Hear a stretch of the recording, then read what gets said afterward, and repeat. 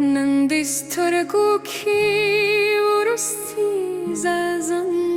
ولیدم وپوشوم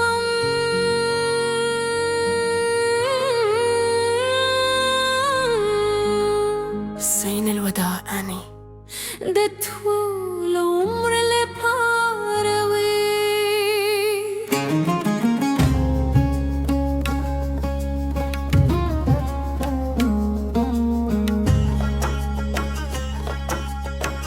ستا د کور هغه زوړ لرګی دروازه بندې شوې لکه زما د قسمت وروسته هیلې چې بندې شوې دنګه و سپین چنار هم نن سر پې پیرلی و دونده هغه هم زمای د جدای خبرو سپوبم د اسمان ته وخت خوردای خوه باد ستا د عطر وروسته نشک هم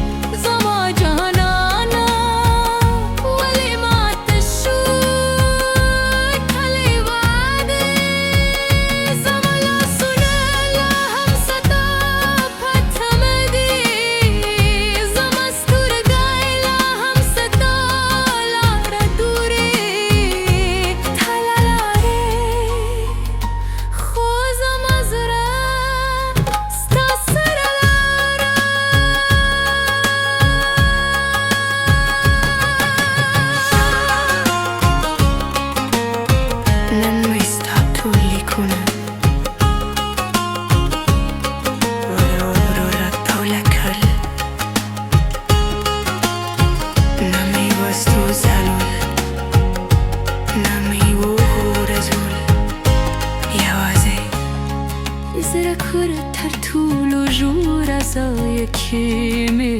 ki kudel skaka همدمی ورست دنیادا که او خط زماده فبر خاطرات